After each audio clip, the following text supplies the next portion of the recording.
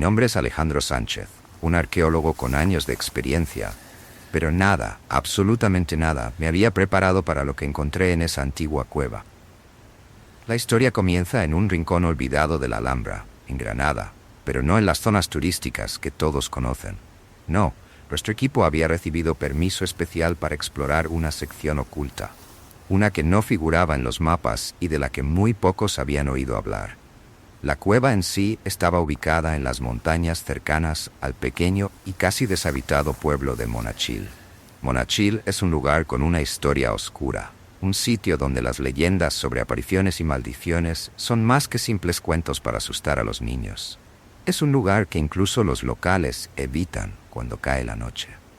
El día en que lo descubrimos, la atmósfera era espesa, como si el aire mismo cargara con siglos de secretos enterrados. Al excavar más profundamente en la cueva, tropezamos con una cámara oculta, sellada por rocas y tierra, como si alguien hubiera intentado enterrar algo que nunca debería ser encontrado. La emoción en el equipo era palpable. Todos creíamos estar a punto de hacer un hallazgo arqueológico que cambiaría nuestras vidas. Y lo hizo, pero no de la forma en que imaginábamos. Dentro de esa cámara encontramos un artefacto antiguo, cubierto de símbolos que ninguno de nosotros pudo reconocer. Parecía casi hecho de un material que no pertenecía a este mundo, algo que no debía estar allí. Sentí un escalofrío recorrer mi espalda, un aviso que en mi emoción decidí ignorar. En ese momento, lo único en lo que podía pensar era en la fama y el reconocimiento que este descubrimiento podría traernos. Pero mientras sostenía ese objeto en mis manos, algo en el ambiente cambió. Era como si la cueva misma hubiera cobrado vida, como si algo oscuro y antiguo se hubiera despertado de un sueño largo y profundo. Y aunque ninguno de nosotros lo dijo en voz alta, todos lo sentimos. Habíamos desenterrado algo que no debería haber sido desenterrado. En los días que siguieron al descubrimiento, las cosas empezaron a ponerse extrañas. Al principio eran pequeñas cosas, fáciles de ignorar. Objetos que no estaban donde los habíamos dejado, herramientas que se extraviaban y volvían a aparecer en lugares imposibles. Pero luego las cosas se tornaron más inquietantes. Recuerdo una noche en particular. Estábamos todos en el campamento, revisando notas y analizando fotos del artefacto. La oscuridad afuera era absoluta, y el único sonido que se oía era el del viento azotando las montañas. Fue entonces cuando escuchamos el primer ruido, un sonido como de pasos arrastrados, pero que no provenían de ninguno de nosotros. Nos miramos, pensando que alguno estaba haciendo una broma de mal gusto, pero las caras de mis compañeros reflejaban la misma confusión y miedo que sentía yo. Los pasos se acercaban cada vez más, pero cuando salimos a investigar, no había nadie, solo el viento, y esa sensación persistente de que algo nos observaba desde la oscuridad. La paranoia comenzó a instalarse entre nosotros. Cada sombra parecía tener vida propia, y las noches se volvieron interminables. Algunos de mis compañeros empezaron a hablar de la maldición de la Alhambra, leyendas que antes habíamos desestimado como simples cuentos de vieja. Pero yo sabía, en lo más profundo de mi ser, que habíamos desencadenado algo mucho más real. Una noche fue Jorge, uno de los miembros más experimentados del equipo, quien nos despertó a todos gritando. Decía que había visto una figura en su tienda, una sombra alta y delgada, que se desvaneció en el aire cuando él intentó tocarla. Su miedo era palpable, y aunque intentamos calmarlo, la verdad es que todos estábamos aterrados. Lo que más me inquietaba no era solo lo que veíamos o escuchábamos, sino lo que sentíamos. Era como si una presencia invisible se hubiera infiltrado en nuestro campamento, observándonos, esperando. Y en el fondo, una voz silenciosa me decía que aquello que habíamos encontrado no quería ser descubierto, y ahora que lo habíamos desenterrado, no nos dejaría ir. La situación se volvió insostenible. Decidimos trasladar el artefacto al campamento base, con la esperanza de que alejarlo de la cueva calmara las cosas. Pero en lugar de eso, todo empeoró. Apenas habíamos llegado al campamento cuando ocurrió lo impensable. Era la madrugada, y yo estaba revisando algunas notas en mi tienda, cuando escuché un grito desgarrador. Salí corriendo y encontré a Marta, una de nuestras arqueólogas más jóvenes, tirada en el suelo, pálida como la muerte. Jorge, que estaba más cerca de ella, intentaba reanimarla, pero ya era demasiado tarde.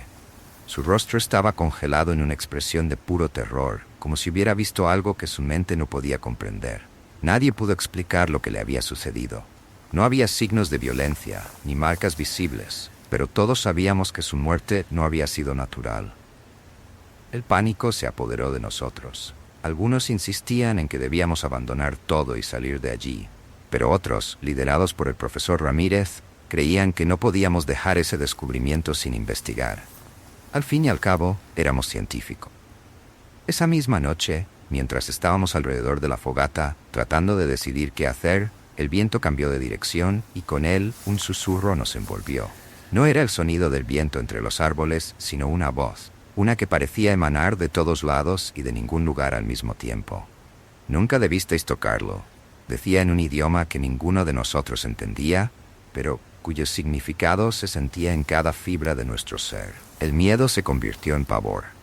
Algunos miembros del equipo comenzaron a perder la razón, asegurando que veían figuras entre las sombras, ojos brillando en la oscuridad. Sabíamos que Marta no sería la única, que algo nos estaba cazando, uno por uno, y no teníamos forma de detenerlo. A partir de esa noche ya no pudimos dormir. Cada ruido, cada sombra se convertía en una amenaza. Y el artefacto que al principio habíamos tratado con tanta reverencia, ahora parecía un trofeo maldito, un recordatorio de que habíamos cruzado un límite que jamás debió ser cruzado. El campamento se desmoronaba. Uno tras otro, mis compañeros empezaron a caer. La muerte de Marta fue solo el comienzo. José, el más escéptico del grupo, fue el siguiente. Una mañana lo encontramos colgando de un árbol cercano, su cuerpo balanceándose suavemente al ritmo del viento. Nadie podía explicar cómo había llegado allí, ni cómo el nudo de la cuerda estaba tan perfectamente atado, cuando ninguno de nosotros recordaba haber visto cuerdas como esa en el campamento. El profesor Ramírez intentó mantener la cordura del grupo, pero era evidente que incluso él comenzaba a sucumbir al pánico. Pasaba las noches en vela, murmurando para sí mismo, estudiando compulsivamente el artefacto y los símbolos grabados en él, tratando de encontrar alguna pista que pudiera salvarnos. Pero cada nueva muerte nos alejaba más de la razón. Una noche, mientras me alejaba del campamento en busca de leña, escuché un susurro detrás de mí, una voz suave pero clara. «Alejandro». Me giré de inmediato, pero no había nadie allí. Sentí un frío helado correr por mi columna vertebral. Cuando regresé al campamento, algo dentro de mí había cambiado. Sabía que no éramos solo víctimas de una maldición, sino que algo o alguien nos estaba llamando, acercándonos a nuestro fin inevitable. El terror se volvió insoportable cuando comenzamos a encontrar marcas en nuestras tiendas, símbolos tallados en la madera, similares a los del artefacto. Parecía que cada uno de nosotros estaba siendo marcado, señalado como siguiente. Las sombras que antes solo se movían en el borde de nuestra visión, ahora parecían más audaces, acercándose más y más al campamento. Cada vez que intentábamos huir, nos encontrábamos extrañamente desorientados, como si el terreno hubiera cambiado a nuestro alrededor, llevándonos de vuelta al mismo lugar. Estábamos atrapados, no por la geografía, sino por algo mucho más oscuro, algo que había despertado con nuestro descubrimiento y que no descansaría hasta que todos estuviéramos muertos. La paranoia se extendió como un veneno. Nadie confiaba en nadie. ¿Y si uno de nosotros estaba siendo controlado por esa fuerza? ¿Y si uno de nosotros era el próximo en traicionar al grupo? Mientras el miedo consumía a cada uno de mis compañeros, yo no podía dejar de preguntarme cuándo sería mi turno. En medio del caos, fui el que tropezó con aquellos manuscritos antiguos. Estaban ocultos en un compartimento secreto dentro de la cueva, un lugar que habíamos pasado por alto en nuestra primera exploración, cegados por la emoción del hallazgo. Los textos estaban escritos en un idioma que ninguno de nosotros conocía, pero había algo en esos símbolos que resonaba con el artefacto. Desesperado, los llevé al profesor Ramírez, que con su experiencia comenzó a descifrar su significado. Lo que revelaron fue mucho peor de lo que habíamos imaginado. Los manuscritos hablaban de una tribu antigua, una civilización que había sido borrada de la historia, condenada al olvido por una maldición tan poderosa que ni siquiera la muerte había podido liberarlos. No eran simples guardianes del artefacto, eran sus prisioneros. El artefacto no era solo un objeto sagrado, sino un ancla, una prisión para los espíritus de esa tribu que habían sido condenados a vagar eternamente entre el mundo de los vivos y los muertos.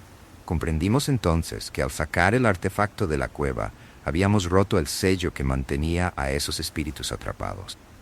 Y ahora estaban libres, buscando venganza, buscando llevarnos con ellos a su tormento eterno. Pero el horror no terminaba allí. Según los textos, una vez que la maldición se desataba, no había manera de revertir. Aquellos que la desencadenaban estaban destinados a compartir el mismo destino que la tribu maldita. El profesor Ramírez, que había sido el más racional de nosotros, se desmoronó al comprender la magnitud de lo que habíamos hecho. «Estamos perdidos», dijo, con la voz quebrada por el miedo. «No hay forma de escapar de esto». Intenté mantener la compostura, pero en el fondo sabía que tenía razón.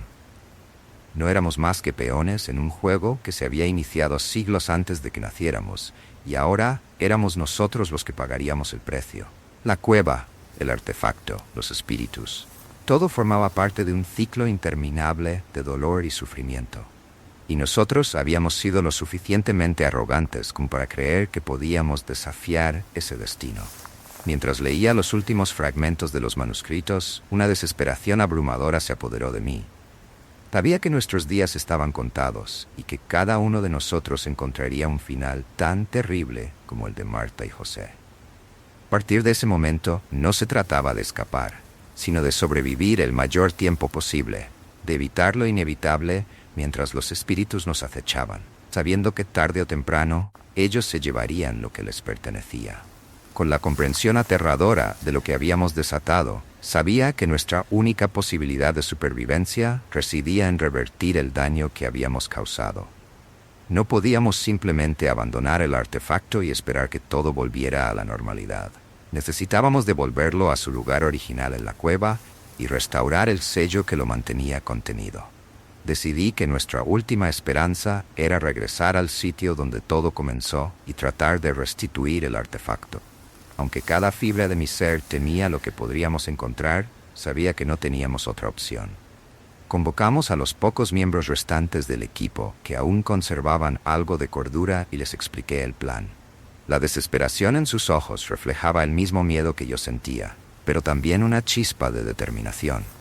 La noche estaba especialmente oscura cuando nos dirigimos de regreso a la cueva. El aire estaba cargado con una tensión palpable, como si el propio entorno estuviera consciente de nuestra presencia y de nuestras intenciones. Cada paso que dábamos hacia adelante parecía llevarnos más cerca de una confrontación inevitable con lo desconocido. Al llegar a la entrada de la cueva, una sensación de opresión me envolvió. Las sombras parecían moverse y danzar en las paredes, susurrando secretos que no entendíamos. Con manos temblorosas, llevamos el artefacto hacia la cámara secreta, intentando ignorar las voces que parecían emerger de todas direcciones, clamando por su retorno. Dentro de la cámara, la atmósfera era aún más densa. Los símbolos grabados en las paredes parecían cobrar vida, brillando tenuemente en la oscuridad. Fue entonces cuando decidí que debíamos realizar un ritual de restitución, basado en los fragmentos de los manuscritos que habíamos encontrado. El profesor Ramírez, a pesar de su estado, colaboró en la recitación de las palabras antiguas, con la esperanza de sellar nuevamente el artefacto.